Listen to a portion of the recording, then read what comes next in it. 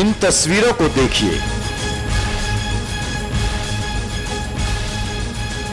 बेशक आप इन तस्वीरों से रूबरू होंगे। ये तस्वीरें कोई ज्यादा पुरानी नहीं है।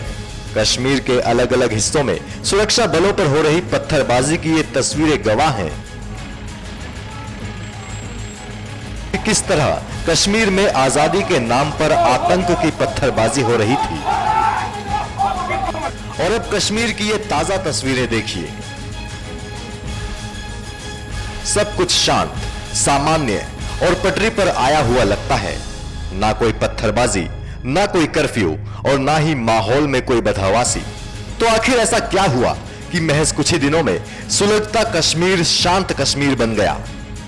अगर नहीं पता तो हम आपको बताएंगे, लेकिन पहले जरा यह सुन लीजिए। मध्यरात्रि यानी 8 नवंबर 2016 की रात्रि को 12 बजे से वर्तमान में जारी 500 रुपए और 1000 रुपए के करेंसी नोट लीगल टेंडर नहीं रहेंगे, यानी ये मुद्राएं कानूनन अमान्य होगी। 500 और 1000 रुपये के पुरानी नोटों के जरिए लेन देन की व्यवस्था आज मध्यरात्रि से उपलब्ध नहीं होगी। भ्रष्टाचार, काले धन और जाली नोट के कारोबार में लिप्त देश विरोधी और समाज विरोधी तत्वों के पास मौजूद 500 रुपये, 1000 रुपये के पुराने नोट अब केवल कागज के एक टुकड़े के समान रह जाएंगे। ऐसे नागरिक जो संपत्ति मेहनत और ईमानदारी से कमा रहे हैं, उनके हितों की और उनके हक की पूरी रक्षा की जाएगी। अब आप समझ गए होंगे कि कश्मीर क्यों पटरी पर लौट आया।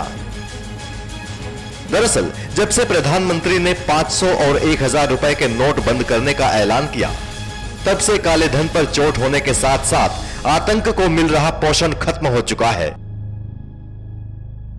इस बात के पुख्ता सबूत खुफिया एजेंसियों के पास हैं कि आतंकवादी कश्मीर में लोगों को पैसे देकर पत्थरबाजी करने के लिए उकसाते हैं।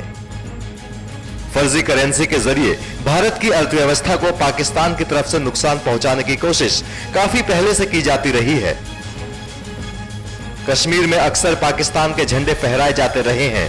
इसके साथ ही कश्मीर समेत भारत के दूसरे हिस्सों में आतंकवाद को बढ़ावा देने के लिए पाकिस्तान की तरफ से लगातार फंडिंग भी की जाती रही है। भारत के इतिहास में कल का दिन ऐतिहासिक है। कल हम लोगों की कैबिनेट की बैठक में हमारे प्रधानमंत्री जी ने डंके की चोट पर घोषणा कर दी और यह कहते हुए कहा कि हम भ्रष्टाचार के ऊपर सर्जिकल स्ट्राइक करने जा रहे हैं, ताकि कोई मां का लाल भ्रष्टाचार करने का साहस न जुटा पाए और भ्रष्टाचार करने के लिए उसे कोई रास्ता ही न दिखाई दे। किया है 500 और 1000 रुपए के नोटों की बेदखल कर दिया उन्हें। मैं जानता हूं कि क्षण भर के लिए लोगों को परेशानी इसके कारण हो रही होगी, लेकिन मैं यकीन दिलाना चाहता हूं, मैं अर्थशास्त्र और देश की अर्थव्यवस्था के बारे में जितना जानता हूं, उस आधार पर मैं आपको यकीन दिलाना चाहता हूं। थोड़े समय के लिए कुछ लोगों को परेशानी हो सकती है बहनों भाइयों, लेकिन जो यह कदम हमारे प्रधानमंत्री ने उठाया है, थोड़े समय के लिए परेशानी आप झेल लेना, लेकिन मित्रों यकीन आपको दिलाना चाहता हूं, भारत को अब विश्व की आर्थिक महाशक्ति बनने से दुनिया की कोई ताकत रोक नहीं सकती है। यह जो जाली नोट है, यह फेक करेंसी है। यह फेक करेंसी पाकिस्तान में छपती है और पाकिस्तान से भारत में आती है, ताकि भारत की अर्थव्यवस्था को ध्वस्त कर दिया जाए। इस ताकत को 1000 और 500 रुपए की करेंसी को समाप्त करके हमारे प्रधानमंत्री ने समाप्त कर दिया है। इसलिए हमारे प्रधानमंत्री नरेंद्र भाई मोदी यह बधाई के पात्र हैं। प्रधानमंत्री नरेंद्र मोदी की एक चोट से इस सारे खेल को चलाने वालों की कमर टूट चुकी है। न कश्मीर में पत्थरबाजी हो रही है, न कोई और अप्रिय घटना हो रही है। वहीं दूसरी तरफ इस नोटबंदी का असर नक्सलवाद पर भी काफी गहरा हुआ है। नक्सलवाद को प्रधानमंत्री के इस फैसले से काफी गहरी चोट पहुंची है। जग जाहिर है कि नक्सलवादी अपना सारा पैसा बड़े नोटों के रूप में जंगलों में या किसी सुनसान जगहों पर छुपा कर रखते थे, लेकिन इस एक फैसले के बाद नक्सलवादियों का ये सारा पैसा कूड़े के ढेर में बदल गया।